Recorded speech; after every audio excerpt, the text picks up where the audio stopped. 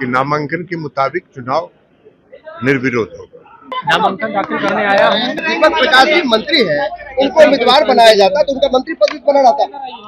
अब क्या बता रहता है इंडिया किसी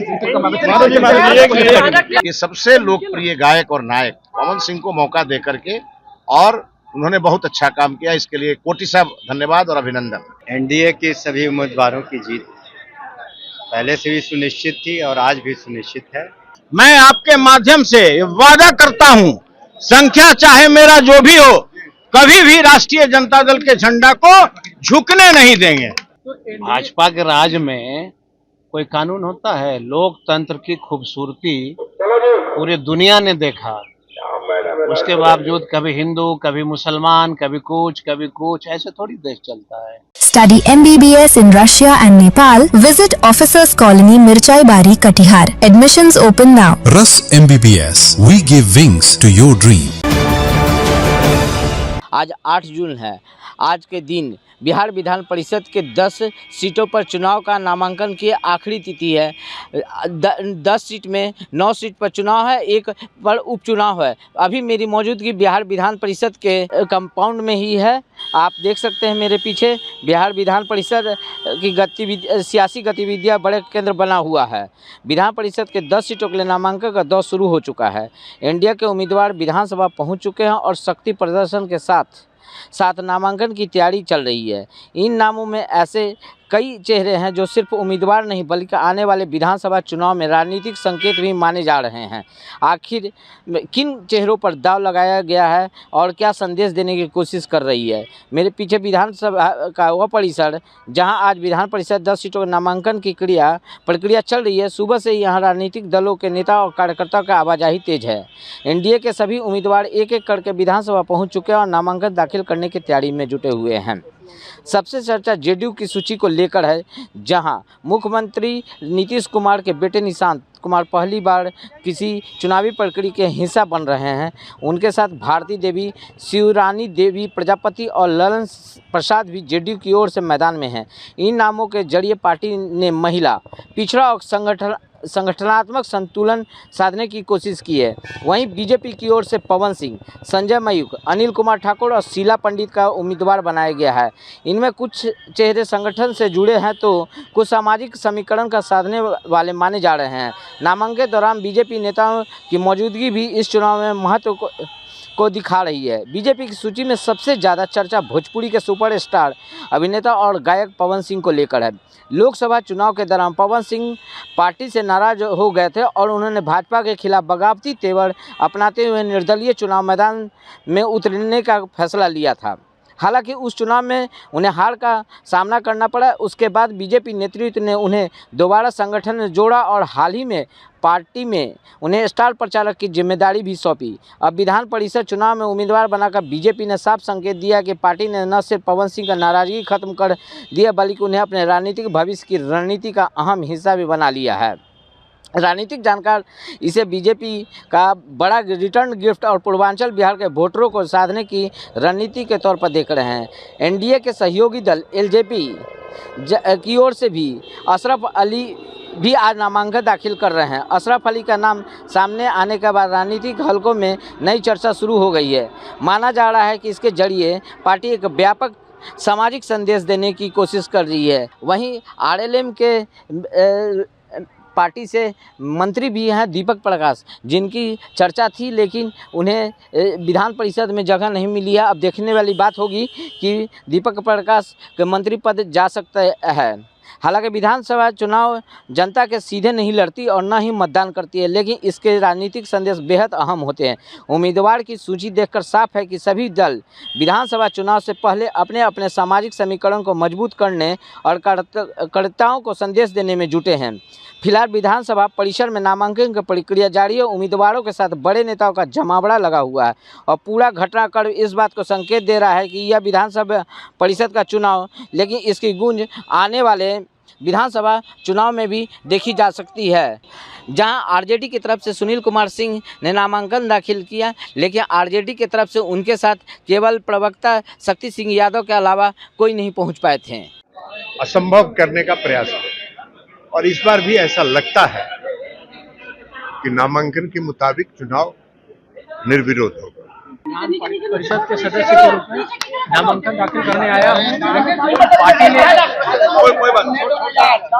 पार्टी ने जो मुझ पर विश्वास किया है, भरोसा किया है, उसके लिए धन्यवाद देता हूं। जो भी विश्वास पार्टी ने किया है उस पर मैं खरा उतरने की कोशिश करूंगा। जो भी दायित्व मुझे मिली है इसे मैं ईमानदारी से, निष्ठा से निभाऊंगा। और मेरे पिताजी श्री नीतीश कुमार जी ने जो विकसित बिहार, समृद्ध बिहार का सपना देखा है उसे पूरा करने की कोशिश करूंगा।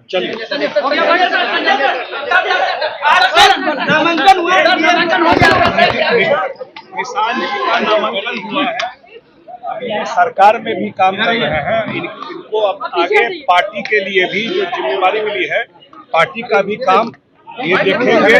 और एक बड़ी जिम्मेवारी मिली है पार्टी और हम लोग के नेता नीतीश कुमार के काम और पूरा एनडीए जो सरदार चौधरी जी मुख्यमंत्री हैं, अब पूरा उनका कैबिनेट सहयोग से जो अगले 4.5 साल में हम लोग को सपना है विकसित बिहार बनाने का, वो हम लोग पूरा करेंगे। आपस में बैठकर जो तय करेंगे वो स्वीकार होगा और उस पर जवाब देने के लिए मैं पूरी तरह अधिकृत नहीं हूँ।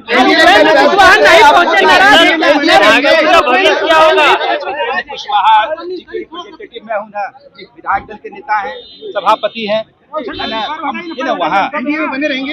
NDA all is well, NDA परिवार मेरा पूरी तरह एकजुट है।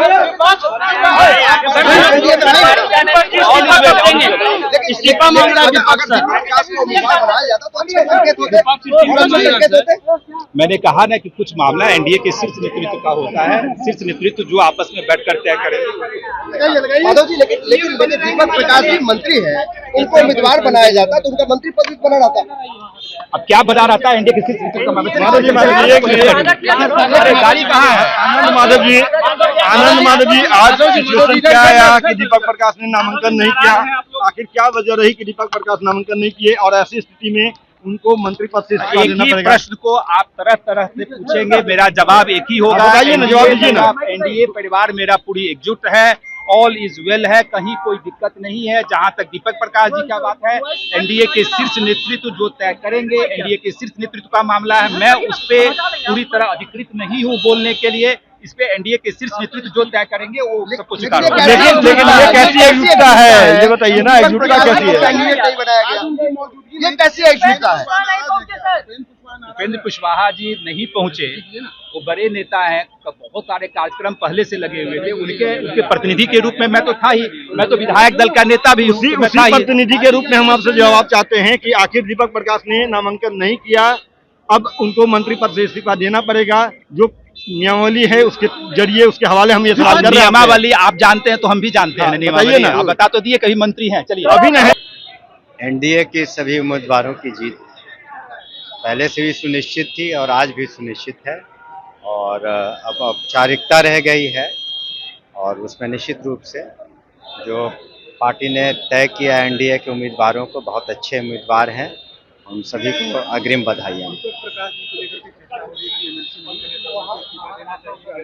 देखिए, ये उनकी पार्टी निर्णय लेगी कि क्या आगे वो करते हैं। धन्यवाद। को लेकर क्या कहेंगे?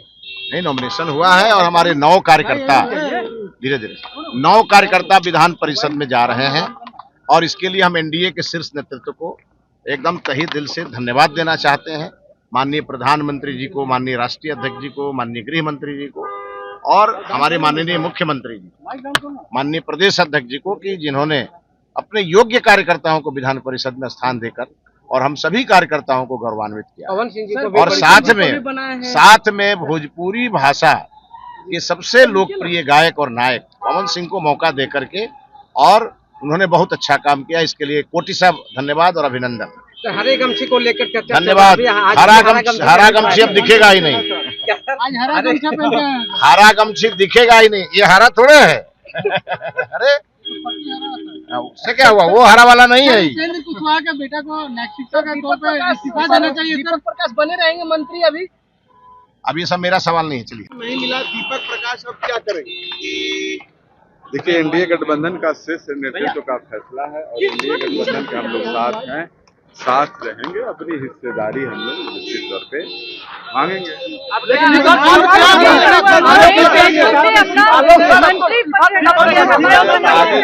आगे आप देखते जाइए क्या आगे आप देखते जाइए क्या होगा। दीपक प्रकाश का आप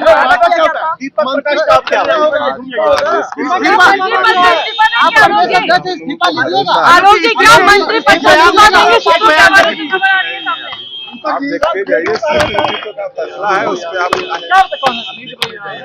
आलोक सर उपेंद्र कुशवाहा नहीं पहुंचे थे, क्या नाराज हैं? नहीं नाराज नहीं है। मंत्री पद पे क्या होगा? अरे इधर होगा क्या? आप चारों में अब ये शीर्ष नेतृत्व का फैसला को हमको क्यों पूछ रहे हैं? चारों में से कोई बनेगा मंत्री? क्यों नहीं बताएंगे? आप चारों में से कोई मंत्री राष्ट्रीय अध्यक्ष का फैसला होता है। तो नाराज है क्या? जिस तरह से दीपक प्रकाश ने नामांकन नहीं किया, तो अब तो सिचुएशन बनता है उन्हें इस्तीफा देना पड़ेगा। ऐसी स्थिति में, ऐसी नौबत में आप दोनों में से जो 4 विधायक हैं, मंत्री कौन? ये राष्ट्रीय अध्यक्ष जी का फैसला अभी विश्व की सबसे बड़ी विपक्ष ने नैतिकता के आधार पर निर्वाहन करती है। फेसबुक के बायो से भी मिनिस्टर हटा दिया गया है। फेसबुक के बायो से भी मिनिस्टर हटा दिया गया। नहीं, ये सब चीज कहीं कुछ नहीं हटाया गया है। दूसरा से इंतजार नहीं, आखिर क्या वजह है? क्या वजह है? इंडिया में आप लोग रहेंगे, मौका नहीं दिया आपको। ये शीर्ष नेतृत्व का फैसला है। आलोक जी, आप लोग इस्तीफा मांग रही है। अच्छा, विपक्ष का जो काम है वो करने दीजिए। आलोक जी, दीपक प्रकाश जी भी कहा कि पार्टी वजह खाली बताइए, वजह बताइए। शीर्ष नेतृत्व का फैसला को हमसे क्यों पूछ रहे हैं? निश्चित तौर पे देखिए, एनडीए गठबंधन के साथ में हैं, एनडीए गठबंधन के साथ रहेंगे और अपनी हिस्सेदारी भी हम लेंगे। जेडीयू ने कहा कि इस्तीफा देना होगा। जेडीयू ने कहा कि आपकी पार्टी तय करेगी, जो संवैधानिक आपकी पार्टी तय करेगी कि इस्तीफा देना है कि नहीं देना है। जेडीयू ने कहा है। अब ये अभी सोचने का वक्त दीजिए, अभी कैसे बता देंगे कि इस्तीफा देंगे? नहीं दे सकते, मंत्री बने रहेंगे। बिल्कुल अभी बने रहेंगे। ये तो फैसला अभी हम लोग राष्ट्रीय अध्यक्ष जी के नेतृत्व में चल रहा है। आप लोग के चैनल के माध्यम से आप लोग को धन्यवाद देती हूँ कि आज हमको विधान परिषद सदस्य के लिए जो नामित किया गया है, मुझे बहुत खुशी है और अति पिछड़ा पर बहुत खुशी है।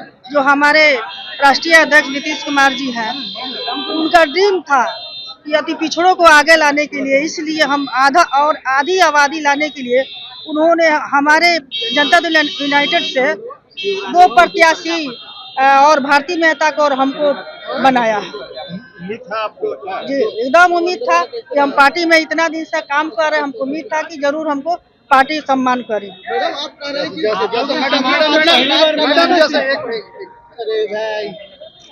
हो गया, आपके साथ निशांत भी बने हैं?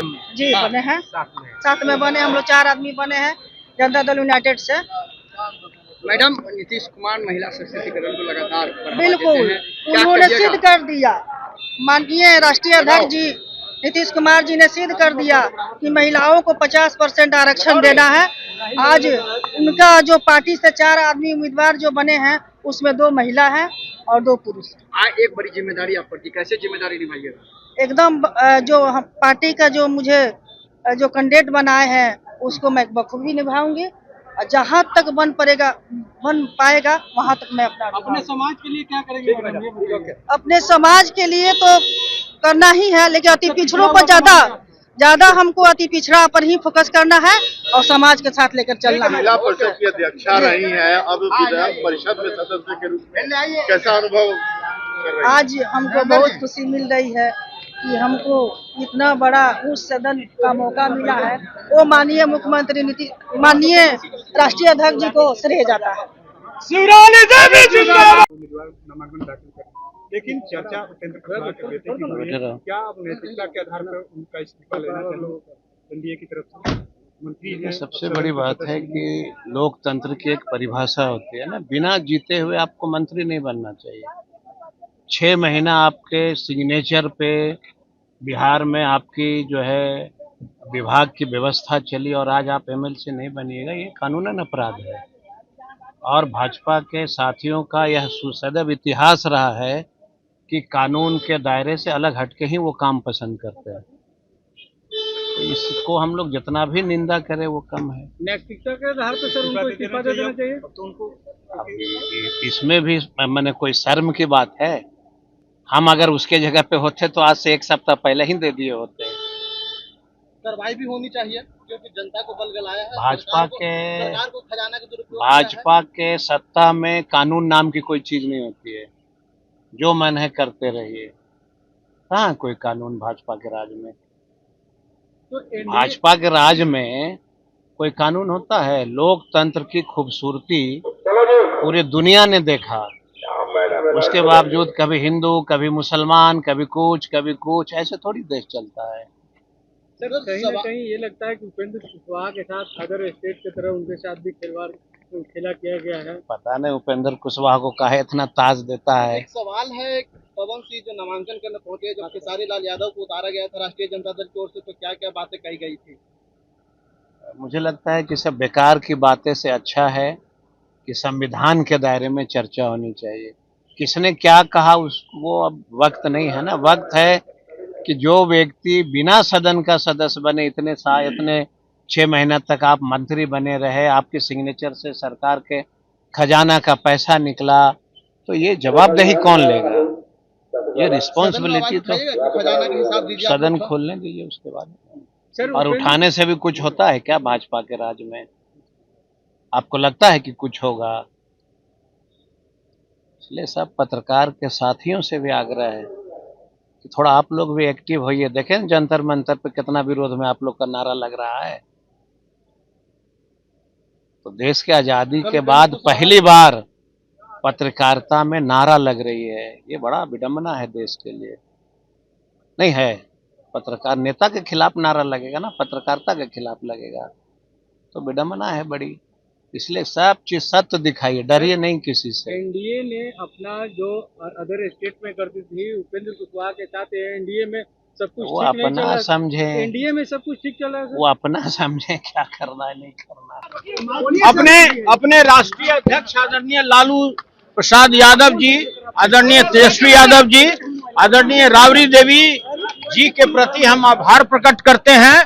और जो उन्होंने मुझे जिम्मेवारी सौंपी है, मैं आपके माध्यम से वादा करता हूं, संख्या चाहे मेरा जो भी हो, कभी भी राष्ट्रीय जनता दल के झंडा को झुकने नहीं देंगे। और ये मेरा वादा है। जिस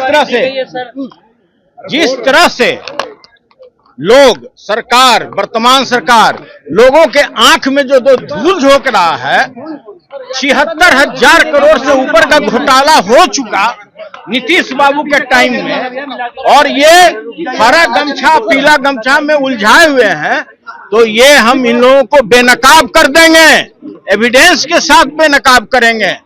और आपको आने वाला सदन आपको दिखेगा कि किस तरह से बिहार के जनता के साथ ये लोग खेल कर रहा है, उनको गुमराह कर रहा है। चलिए, धन्यवाद।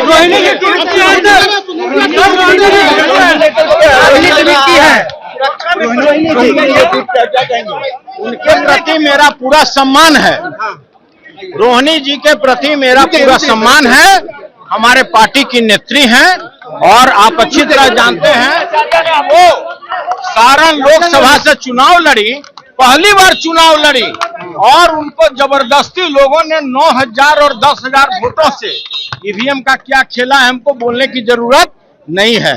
बीएमडब्ल्यू के लिए पटना से अक्षय किशोर।